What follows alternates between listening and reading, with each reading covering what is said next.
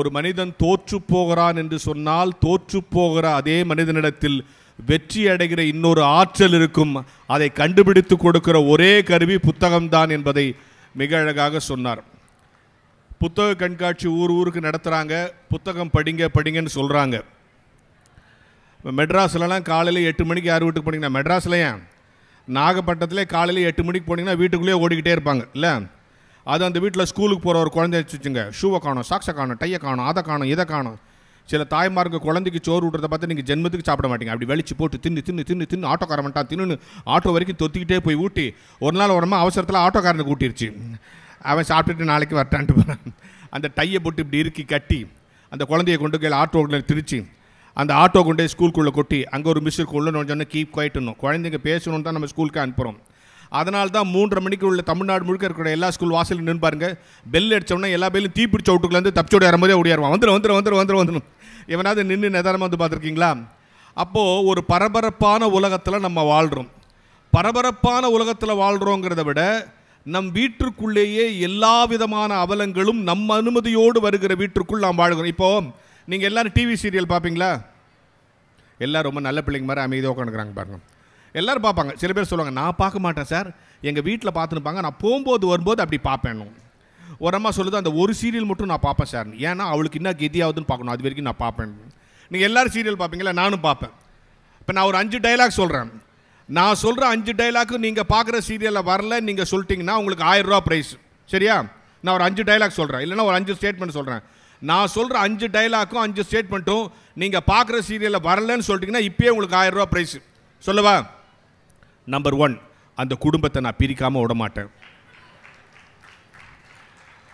Number 2, அந்த கல்யாணத்தை நான் நிறுத்தாமல் விட மாட்டேன். மீறி கல்யாணம் நடந்துச்சுன்னு வச்சுங்க, அந்த ஃபர்ஸ்ட் நைட்டை நான் தடுத்தே தீருவேன். மீறி அதுவும் நடந்துச்சுன்னு வச்சுங்க, அந்த குழந்தைய நான் கடத்தாமல் விட மாட்டேன், இல்லைனா அந்த கருவை நான் கலைக்காமல் விட மாட்டேன். இது இல்லாமல் ஒரு சீரியல் இருக்கா? என்ன பொருள்? நம் வீட்டிற்குள் நம் அனுமதியோடு எல்லா அவலங்களும் வந்துவிட்ட இந்த சூழலில் நம்மையும் நம் பிள்ளைகளையும் சுத்தப்படுத்துகிற ஒரே வேலையை புத்தகம்தான் செய்யும் என்பதற்காகத்தான் இந்த புத்தக கண்காட்சி இங்கே நம்ம நடத்தி கொண்டிருக்கிறோம். இப்போ என்ன சிக்கல்னு சொன்னால், சார் படிங்க படிங்கன்னு சொல்கிறீங்க, எங்கள் பிள்ளைகள் இன்றைக்கி ஏன் படிங்கன்னு சொல்கிறோன்னா, சில பேர் சொல்கிறது குழப்பமாக இருக்கா. மெட்ராஸ் ஒரு இடத்துல எழுதி போடுகிறான், உங்களுக்கு எழுத படிக்க தெரியாதா, எங்களுக்கு எழுதி அனுப்புங்கள் சொல்லி தருகிறோம். எல்லோரும் அமைதியாக கரெக்ட் மாதிரி தருது. உங்களுக்கு எழுத படிக்க தெரியாதா, எங்களுக்கு எழுதி அனுப்புங்கள் சொல்லி தருகிறோம். அவனுக்கு தான் எழுத படிக்க தெரியாது, எப்படி எழுதி அனுப்புவான்? இது கூட பரவாயில்ல, கவர்மெண்ட்டில் ஒரு இடத்துல எழுதி போட்டுக்கிறான், அபாயம். என்னது அபாயம்? அபாயம்னா தெரியும், டேஞ்சர், அந்த பக்கம் போக மாட்டோம். அது கீழே எழுதிக்கிறான் எச்சரிக்கை. நீ தான் அபாயம்னு போட்ட, அப்புறம் எச்சரிக்கை தேவையே இல்லை. அதுக்கு கீழே எழுதிக்கிறான் 1000 வாட்ஸ் மின்சாரம் பாய்கிறது. என்ன அபாயம், என்ன எச்சரிக்கை? 1000 வாட்ஸ் மின்சாரம் பாய்கிறது. டீட்டெயில் எழுதிட்டான். அதுக்கு கீழே எழுதிக்கிறான் தொடாதே. அதை போய் நம்ம ஏன் தொட போகிறோம்? நீ தான் அபாயம்னு போட்ட, எச்சரிக்கைன்னு வேற போட்ட, 1000 வாட்ஸ் மின்சாரம் பாயுதுன்னு வேற போட்ட, அது கீழே தொடாதே. அது கீழே இன்னொன்று எழுதிக்கிறான், தொட்டால் செத்து விடுவீர்கள்.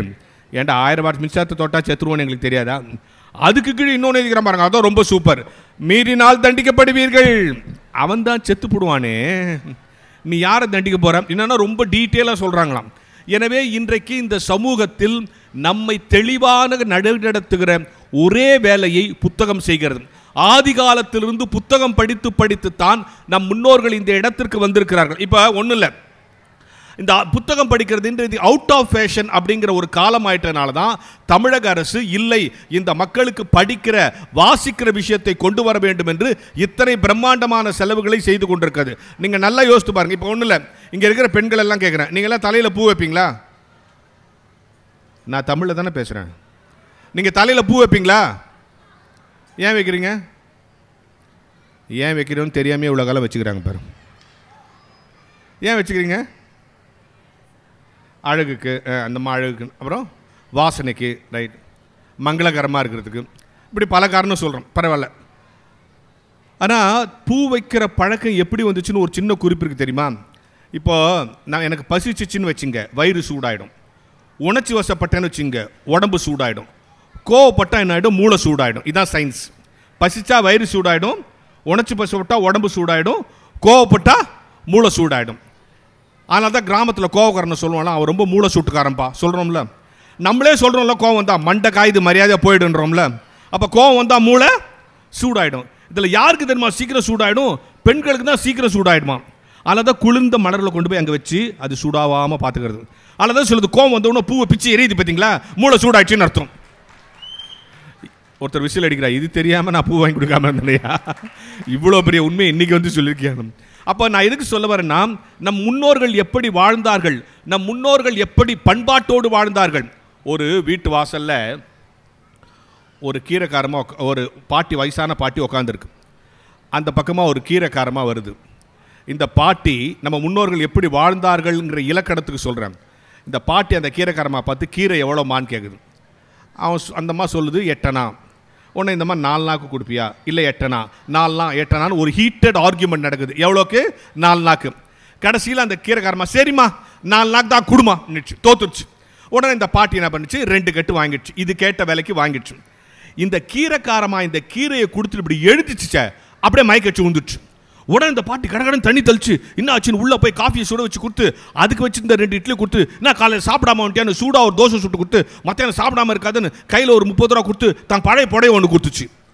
அந்த பேரன் பார்த்தான், இவ்வளோ நேரம் 4 நாக்கு அந்த பொம்பளையோட இவ்வளோ ஆர்கியூ பண்ணிட்டு இப்போ 300 ரூபா செலவு பண்ணிட்டிய பாட்டி, உன்னை புரிஞ்சிக்கவே முடியலன்னா. அதுக்கு அந்த பாட்டி சொல்லிச்சு, வணிகத்தில் தர்மம் கிடையாது, தர்மத்தில் வணிகம் கிடையாது. இதுதான் நம் முன்னோர்களுடைய வாழ்க்கை. இந்த வாழ்க்கையை எங்கே இருந்து தெரிந்து கொள்கிறோம்? புத்தகத்திலிருந்து தெரிந்து கொள்கிறோம்.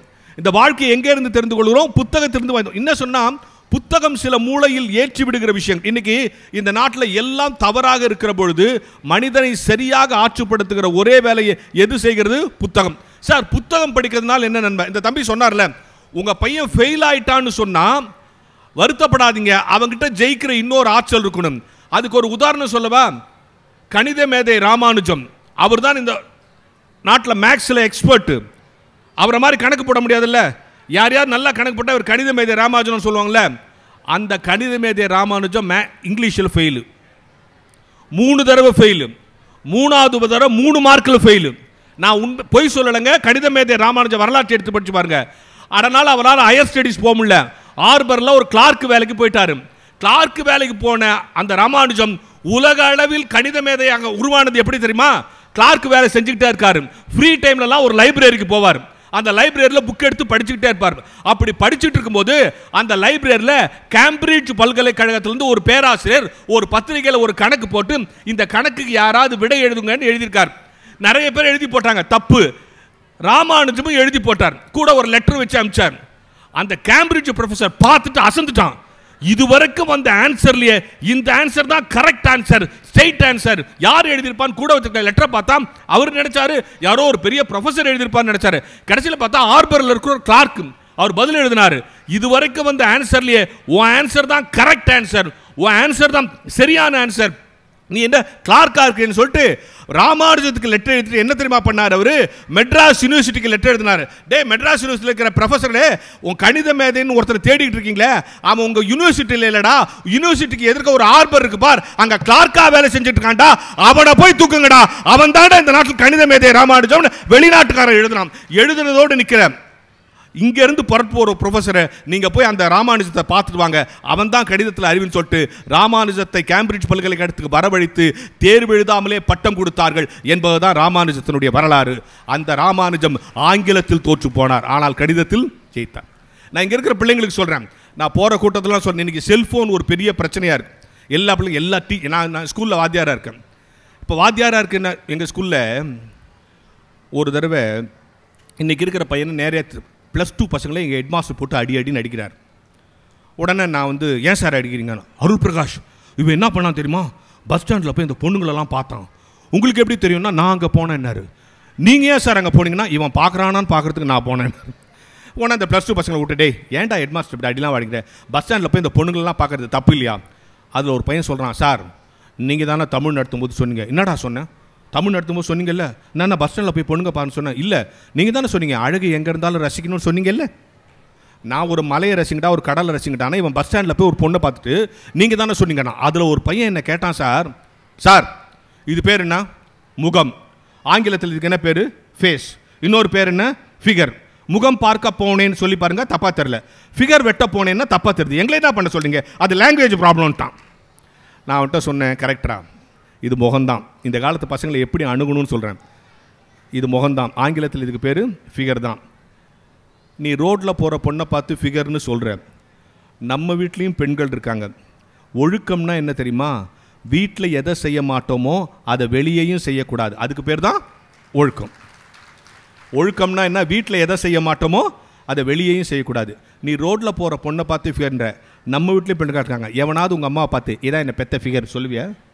இல்லை எவனாவது உங்கள் பாட்டியை பார்த்து எங்கள் அப்பாவை பெற்ற ஃபிகர் உட்காந்துக்குது சொல்லுவியா? இல்லை எந்த அப்பாவது மொத்தம் 3 ஃபிகர் பெற்றேன். பெரிய ஃபிகர் பிஏ படிக்குது, அடுத்த ஃபிகர் 8th படிக்குது, கடைசி ஃபிகர் 5th படிச்சா. அப்போ வீட்டில் எதை சொல்ல மாட்டோமோ அதை வெளியேயும் செய்யக்கூடாது. அதுதான் ஒழுக்கம். அந்த ஒழுக்கத்தை இன்றைக்கி என்ன பிரச்சனைன்னு சொன்னால் சார், நீங்கள் எல்லாரும் இங்கே பலர் உட்காந்துருக்கீங்க.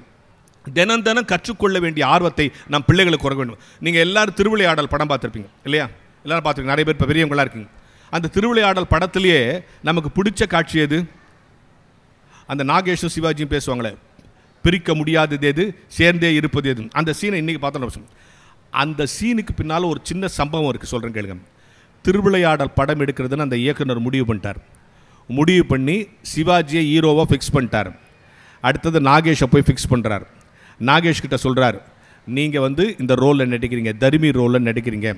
நாகேஷ் சொல்கிறார், வேணாம் சார், சிவாஜியோட நடித்தா நான் எடுபட மாட்டேன், வேணாம். இல்லை நீங்கள் தான் நடிக்கிறீங்க. நாகேஷை ஃபிக்ஸ் பண்ணியாச்சு. Particular scene shooting. எந்த சீன்?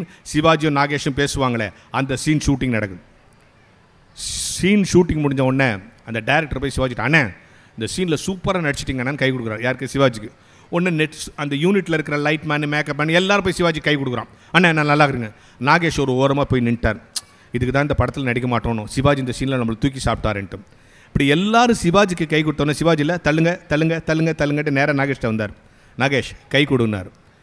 நாகேஷ் சொன்னார், என்னென்னா எல்லாரும் உனக்கு கை கொடுக்குறாங்க, நீ போய் எனக்கு கை கொடுக்குறியே. அதுக்கு சிவாஜி சொன்னார், இல்லை இன்னும் 50 வருஷம் கழிச்சு இந்த படத்தை யாராவது பார்த்தாலும் இந்த சீனில் என்ன ரசிக்க மாட்டாங்க, ஒன்றை தான் ரசிப்பாங்க.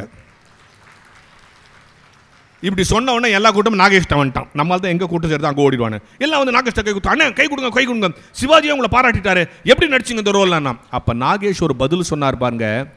அதான் இந்த கூட்டத்துக்கான மெசேஜ். நாகேஷ் சொன்னார், இந்த படத்தில் தானாக புலம்புற தர்மி கேரக்டர்னு டைரக்டர் எனக்கு சொல்லிட்டாரு. நான் டெய்லி மயிலாப்பூர் கபாலீஸ்வரர் கோயில் குளத்தில் வாக்கிங் போவேன். அங்கே ஒரு பைத்தியக்காரன் தானாக பேசி நிற்பான். டெய்லி அவனை பார்த்து அவன் செய்கிறத அப்படியே இங்கே செஞ்சேன். அந்த பைத்தியக்காரன் தான் எனக்கு இன்ஸ்பிரேஷன்னு சொன்னார். என்ன பொருள்? கற்றுக்கொள்ள வேண்டும் என்ற ஆர்வம் இருந்தால் பைத்தியக்காரனிடத்திலிருந்து கூட கற்றுக்கொள்ளலாம். கற்றுக்கொள்ள முடியாது என்று முடிவெடுத்து விட்டால் நாம் பக்கத்து வீட்டில் திருவள்ளுவர் இருந்தாலும் பயனில்லை. எனவே கற்றுக்கொள்ளுகிற ஆர்வத்தை வளர்ப்பதற்குத்தான் இந்த புத்தக கண்காட்சி நடத்தப்படுகிறது. எல்லா இடத்திலும் புத்தக கண்காட்சி நடத்துது. இன்வால்மெண்ட். ரெண்டாவது உங்கள் பிள்ளைகளுக்கு சொல்லிக் கொடுக்குற விஷயம் இன்வால்மெண்ட். எல்லாரும் எங்கள் ஸ்கூலில் ஒரு பையன் இங்கிலீஷ் மீடியம், எலக்ட்ரிசிட்டின்னா எலக்ட்ரிக் குட்டின்றான். ஒன்று teacher, say properly, not electric குட்டி, எலக்ட்ரிசிட்டி. எலக்ட்ரிக் குட்டின்னா போய் உங்கள் அப்பா கூட்டினாடா. உங்கள் பையன் பாருங்கள் சார் சரியாக படிக்க மாட்டான். என்ன எலக்ட்ரிசிட்டினா எலக்ட்ரிக் குட்டின்றான். அவங்க அப்பா, அவ்வளோதான் அவனுக்கு கெப்பா குட்டி, நான் என்ன பண்ணுறதுன்ட்டார். அந்த ஆளுக்கு கெப்பாசிட்டி வரல. உடனே நேராக ஹெட்மாஸ்டர் ரூம் கொடுத்தார். சார் இவனை இங்கிலீஷ் மீடியத்தில் மாற்றிடலாம். ஏன்? எலக்ட்ரிசிட்டிக்கு எலக்ட்ரிக் குட்டின்றான், அவங்க அப்பா கெப்பாசிட்டிக்கு கெப்பா குட்டிங்கிறான். அந்த ஹெட்மாஸ்டர் சொல்லிக்கிறான், இதெல்லாம் வெளியே பப்ளிக் குட்டி பண்ணாத, கம்முன்னு போன்ட்டான். அந்த ஆளுக்கு பப்ளிசிட்டி. ஆரிஜின் ப்ராப்ளம் நல்லா புரிஞ்சுங்களேன். இத்தனை பெரிய கூட்டம், இத்தனை பெரிய செலவு, இத்தனை பெரிய ஏற்பாடுகள், இத்தனை பேச்சாளர்களுடைய பயணம், இத்தனை செலவு எதுக்கு தெரியுமா? ஒரு அரசு தன்னை தம்பட்டம் அடித்துக் கொள்வதற்கல்ல, தனக்கு தன் நாட்டில் வாழுகிற மக்களுக்கு அறிவார்ந்த தலைமுறையை உருவாக்க வேண்டும் என்கிற ஆசைப்படுகிற இடத்தில் தான் இந்த இடத்துல. சரி சார், நீங்க புக்கு படின்னு சொல்றீங்க. புக்கு படிக்கிறதுனால என்ன பயன்? 3 விஷயம் நன்மை இருக்கு. ஒன்று, உங்கள் மனசுக்குள் இருக்கிற அடிமைத்தனம் விலக வேண்டும் என்று சொன்னால் நிறைய புத்தகங்கள் படிக்க வேண்டும். இப்போ என்ன யோசித்து பாருங்களேன். இப்போ நீங்கள் புக்கு படிக்க 3 விஷயம் நடக்கும். ஒன்று, உங்களுக்குள்ள இருக்கிற அடிமைத்தனம் போயிடும். ரெண்டாவது, புதிய சிந்தனைகள் வரும். மூன்றாவது, உங்கள் பிள்ளைகளை அறிவாளிகள் ஆக்க வேண்டும் என்று சொன்னால் நாம அறிவாளிகளை அவளுக்கு முன்னால் காட்சி அளிக்கணும். ஒரு காட்டில் ஒரு ராஜாவும் மந்திரியும் போயிட்டே இருந்தாங்க. திடீர்னு அவங்க கூட வந்த பரிவாரங்களை விட்டு அவங்க தனியாக போயிட்டாங்க. வழி தெரில, எப்படி காட்டை விட்டு வெளியே போகிறதுன்னு தெரில. அப்போ இந்த ராஜாவுக்கு தண்ணி தாகம் வந்துருச்சு. உடனே ராஜா அந்த மந்திரியை கூப்பிட்டு எங்கே இருந்தால் தண்ணி எடுத்துனுவான்னா. அவன் சுற்றி முற்றி பார்த்துட்டு, ஒரே காடாக இருக்குது, இங்கே தண்ணியே கிடைக்கல. இப்போ எனக்கு என்ன தண்ணி வேணுமே, என்ன பண்ணுறதுன்னப்போ அந்த காட்டுக்குள்ளே ஒரு குருட்டு பிச்சைக்காரன் வந்து நேர்கிறான். இவனை கேட்டு பாருண்ணா. மந்திரி சொன்னால் இவனே குருடனாக இருக்கிறாரு, இவருக்கு எப்படி தெரியும், இருந்தாலும் கேட்டு பார்க்கலான்னு. ஐயா இந்த பக்கம் எங்கன்னா தண்ணி கிடைக்குமா, ராஜாவுக்கு தண்ணி வேணும்னா. அப்படியான்ட்டு அவன் என்ன பண்ணான், அந்த குருடன் ஒரு பக்கம் நின்று அப்படின்னா, இன்னொரு பக்கம் நின்று 4 பக்கம் அப்படி மூக்கை உறிஞ்சி பார்த்துட்டு, இந்த பக்கம் போங்க ஒரு குளம் இருக்குதுன்னா. அதே மாதிரி போனால் அந்த பக்கம் ஒரு குளம் இருக்குது. இந்த ராஜாவுக்கு ஒரே ஆச்சரியம், எப்படிடா அந்த குருடரை கூப்பிட்டு எப்படி தெரியும்? ஐயா, கடவுள் எங்களுக்கு கண்ணை தான் பிடிக்கிட்டாலும் இன்னொரு உறுப்புக்கு நிறைய ஆற்றலை கொடுத்துருவாரு. அதான் கடவுளுடைய, ஒரு உறுப்பை பிடிக்கிட்டாலும் இன்னொரு உறுப்புக்கு நிறைய ஆற்றலை கொடுத்துருவாரு. எனக்கு கண்ணு தான் இல்லையே தவிர மூக்கில் உறிஞ்சிற சக்தி நல்லா இருக்குது. 4 பக்கமும் உறிஞ்சு பார்த்தேன், இந்த பக்கம் வந்து குலுங்காத்து வந்துச்சு, கூடுதலாக வந்துச்சு, அதனால் இந்த பக்கம் குளம் இருக்குன்னு நினச்சேன், சொன்ன குளம் இருந்துச்சு. நான் ஆஹா அருமையான அறிவாளி, இவனுக்கு ஒரு வேளை பிச்சை சோறு போடுன்னா ராஜா. உடனே அரண்மனையில் தான் அவனுக்கு பிச்சை சோறு போட்டான். அரண்மனைக்கு போயிட்டான். அங்கே போனோடனே அந்த ராஜா கிட்ட ஒரு 3 வியாபாரிகள் வந்து முத்தெல்லாம் விற்றான். இதில் எந்த முத்து நல்ல முத்துன்னு செக் பண்ணும். டக்குன்னு ராஜாவுக்கு அந்த பிச்சைக்காரன் ஞாபகம் வச்சு அவனை கூட்டுவாங்கண்ணா. கூட்டினு வந்து இந்த 3 முத்தில் எது நல்ல முத்துன்னு சொல்ல முடியுமாண்ணா. அந்த பிச்சைக்காரன் 3 என் உள்ள கையில் வைங்க சொல்கிறான்னா. ஒன்று வச்சு எடுத்தாங்க. 3 வச்சோன்னே 2 ஓகே பண்ணிட்டு 1 சரியில்லைன்ட்டான். ஏன்னா இது நடுவில் ஏதோ ஒரு கோடு மாதிரி போகுது, இது சரியில்லைண்ணா. கரெக்டாக செக் பண்ணி பார்த்தா ஒரு கோடு மாதிரி போகுது. ராஜாவுக்கு ஒரே ஆச்சரியம், அதாவது மூக்க உறிஞ்சி சொல்லிட்டான். இது எப்படியா சொன்னேன்னா, இல்லைங்க நல்ல முத்தை வச்சா அந்த சூரிய ஒளி கையில் படணும், இந்த ஒரு முத்தில் மட்டும் கையில் ஏதோ தடுத்துச்சு, அப்போ நடுவில் ஏதோ டிஸ்டர்பன்ஸ் இருக்குன்னு நினச்சி சொல்லிட்டான். ஆஹா அருமையான அறிவு, இனிமேல் டெய்லி உனக்கு அரண்மனையிலேருந்து பிச்சை சோறு போடுங்கன்ட்டான். சந்தோஷமாயிடுச்சு. கொஞ்ச நாள் கழிச்சு ராஜாவுக்கு தனியாக வைக்கும்போது ஒரு டவுட் வந்துச்சு, இப்படி எல்லாத்தையும் சொல்கிறானே, அவனை கூப்பிட்டு இன்னொரு நாள் கூப்பிட்டு ஒரு நாள் தனியாக கூப்பிட்டீங்க, வா எல்லாம் சொல்கிறியே என்னை பற்றி ஏதாவது சொல்லன்னா. அதுக்கு பிச்சைக்காரர் சொன்னால், வானா சார் சொன்னால் நீங்கள் கோச்சிப்பீங்க, சும்மா சொல்லு. வேணாங்க சொன்னால் நீங்கள் கோச்சிப்பீங்க. நான் தானே கேட்குறேன், சொல்லு. யாரும் இல்லை, சொல்லு. சொன்னால் கோச்சிப்பீங்க, சொல்லு. அப்புறம் கோச்சிக்கூடாது, கோச்சிக்க மாட்டேன், சொல்லு. நீங்கள் ஒரு ராஜாவே இல்லை, நீங்களும் ஒரு பிச்சைக்காரன் தானா? என்னது என்ன பார்த்து பிச்சைக்காரனியா பார்த்தீங்களா, கோச்சிக்கிறீங்க பார்த்தீங்களா, நான் அதுக்கு தானே சொல்ல மாட்டேன். எப்படி சொல்கிறேன்? அதெல்லாம் எனக்கு தெரியாது, நீங்கள் பிச்சைக்காரன் வேணா உங்கள் அம்மா போய் கொள்ளுங்கன்னா. ராஜா கிடக்கணும் அவங்க அம்மாட்ட போட்டோம். அம்மா என்னம்மா நான் வந்து ராஜா இல்லையாண்ணா. அவங்க அம்மா, ஆமாண்டா வெளியே சொல்லாதரா, எனக்கு பொம்பளை பிள்ளையாக பிறந்துருந்து உங்கள் அப்பா ரொம்ப திட்டினார்னு நீ எனக்கு பிரசவம் ஆகும்போது பொம்பளை பிள்ளை அங்கே ஒரு பிச்சைக்காரனுக்கு கொடுத்துட்டு அதுக்கிட்ட இருந்து ஆம்பளை பிள்ளை எடுத்துன்னு வந்தேன். அதுதான்டா நீ இங்கே அரசால வேண்டியது எங்கேயோ பிச்சை எடுத்துனுக்குது, நீ எங்கேயோ பிச்சை எடுக்க வேண்டிய நீ ராஜாவாக இருக்கிறான்னா. இந்த ராஜாவுக்கு ஒரே ஆச்சரியம். என்ன ஆச்சரியம்னா, இந்த உண்மை இன்றைக்கி தான் நமக்கு தெரியும். நம்ம அம்மா நம்மகிட்ட சொல்லுது, இந்த பிச்சைக்காரனுக்கு எப்படி தெரியும்? நேரம் வந்தான், டே அதெல்லாம் இருக்கட்டும், நான் பிச்சைக்காரன் பையன் தானே எங்கள் அம்மா கன்ஃபார்ம் பண்ணிட்டாங்க, அது எப்படி நீ கண்டுபிடிச்சான்னா. அதுக்கு அவன் சொன்னான், உன்னை முதல்ல காட்டில் பார்த்தேன், அப்பயே கன்ஃபார்ம் பண்ணிட்டேன் நீ பிச்சைக்காரன் பையன் தான். எப்படின்னா, ஒரு ராஜாவுக்கு உதவி செஞ்சா ஒரு பொண்ணை கொடு முத்த கொடுன்னு சொல்லுவான், நீ ஒவ்வொரு முறையும் பிச்சை சோறு போடு பிச்சை சோறு போடுன்னு பார்த்தியா, அப்பயே முடிப்பட்டு. இப்போ நம்ம எப்படி இருக்கிறோமோ அப்படிதான் நம்ம பிள்ளைங்களை படிங்கன்னு சொல்றதுக்கு முன்னால தயவு செய்து அவர்களுக்கு முன்னால் நீங்கள் படியுங்கள். அவர்களுக்கு முன்னால் நீங்கள் செல்போன் வைத்திருந்தால் அவர்களும் செல்போன் தான் வைத்திருப்பார்கள். அவர்களுக்கு முன்னால் படிப்பது போல நீங்கள் நடிக்கவாது செய்யுங்கள். நம்ம அப்பா படிக்கிறான், நம்ம அம்மா படிக்கிறான், நம்ம படிக்க ஆரம்பிப்போம். என்ன இதில் என்ன சிக்கல்னா, நீங்கள் படிச்சுட்டீங்கன்னா நம்ம தமிழ்நாட்டு மக்களுக்குடைய ஒரு பெரிய விஷயம் என்னன்னா, சில விஷயத்தை நம்பிட்டா அதுலேருந்து வெளியே வர மாட்டாங்க. இந்த பாலாஜின்னு ஒரு பழைய காலத்தில் ஒரு நடிகர் இருந்தார்ல, பாலாஜின்னு ஒரு நடிகர், அவர் ஒரு நாள் ஷூட்டிங் போயிட்டே இருக்கார். ஷூட்டிங் போயிட்டே இருக்கும்போது ஒரு லெவல் கிராசிங்கில் ஒரு கார் நின்றுச்சு. உங்களுக்கு தெரியும் நடிகர்கள்லாம் கருப்பு கண்ணாடி போட்ட உள்ளே உட்காந்துருப்பாங்க.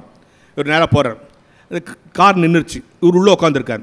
அங்கேருந்து ஒரு பிச்சைக்காரமாக வந்து, ஐயா எதா போடுங்க, அந்த கண்ணாடி கிட்ட கேட்குது. அதுக்கு உள்ளே யார் இருக்கான்னு தெரியாது, ஏன்னா கருப்பு கண்ணாடி.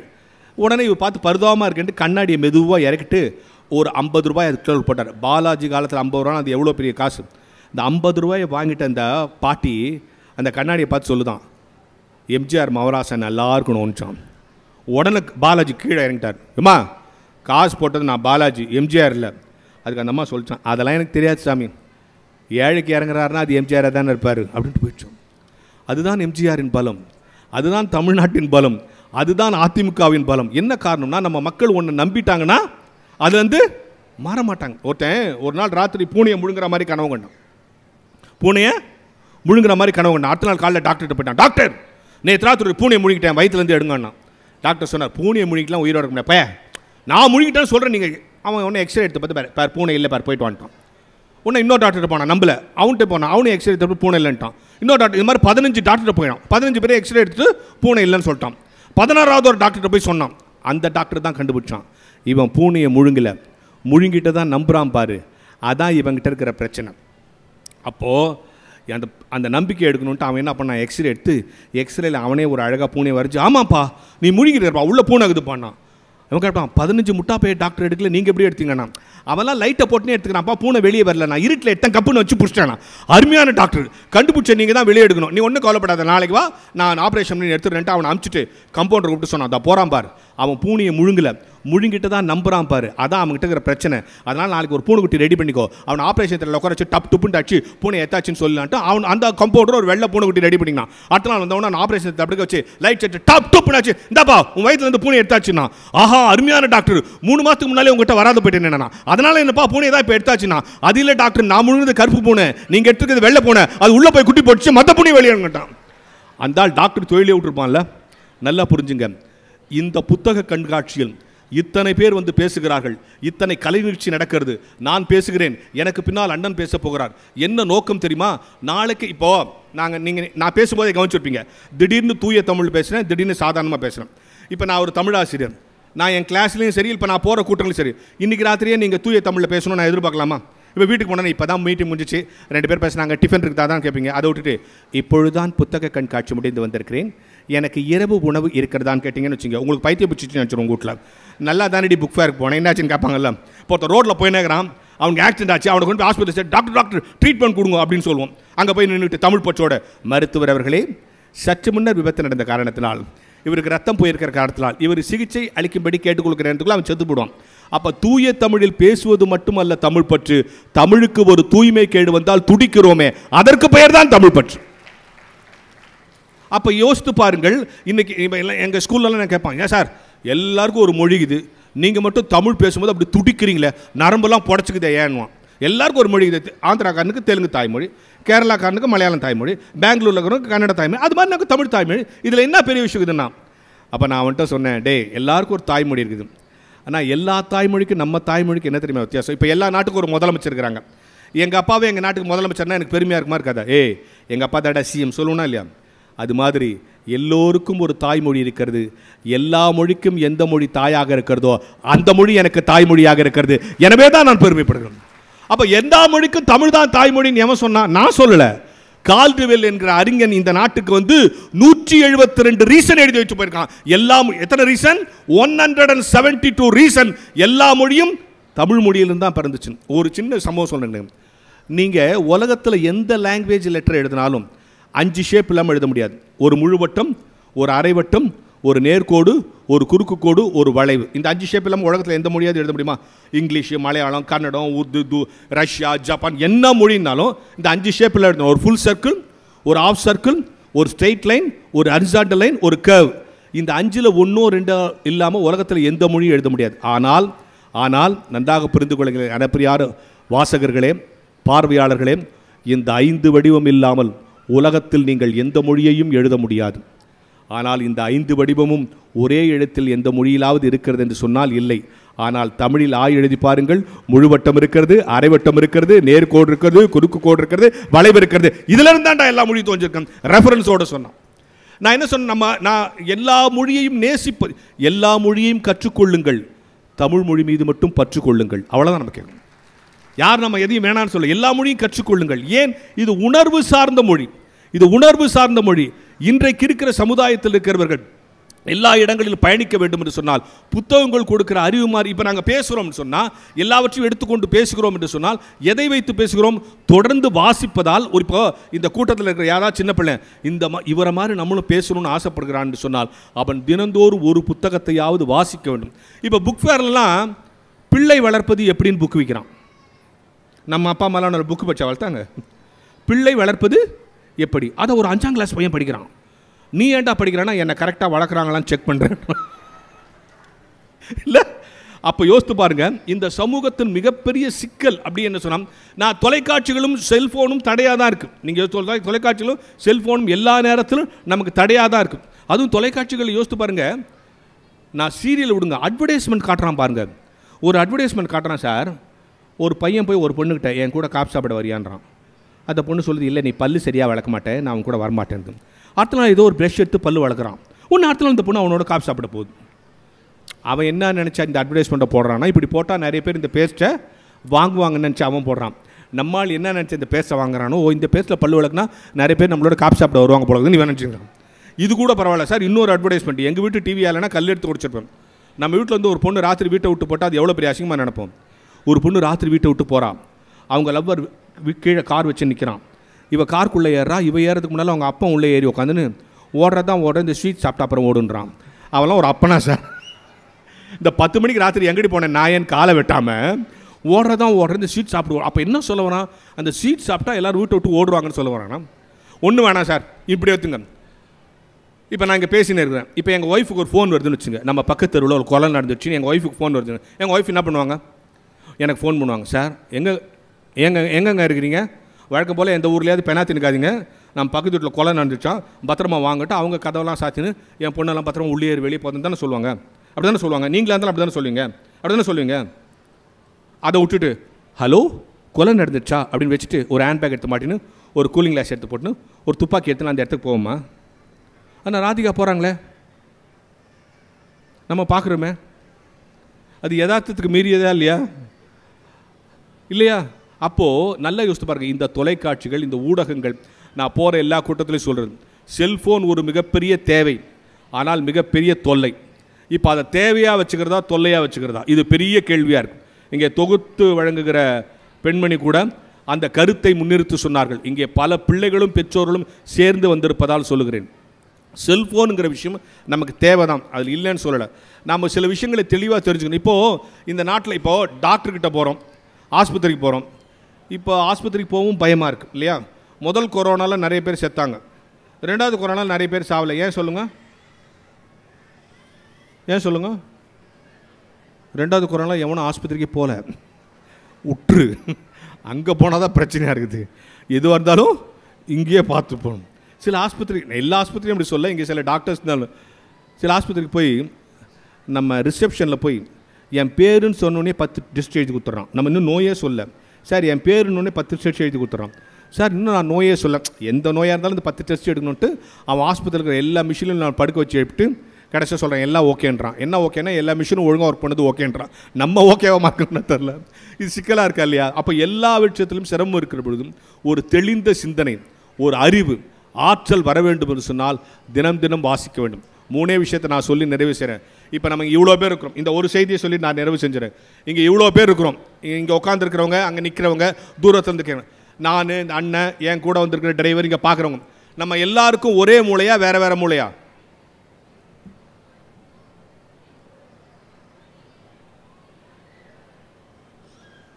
நீங்கள் ரொம்ப புத்திசாலி தெரியுமா?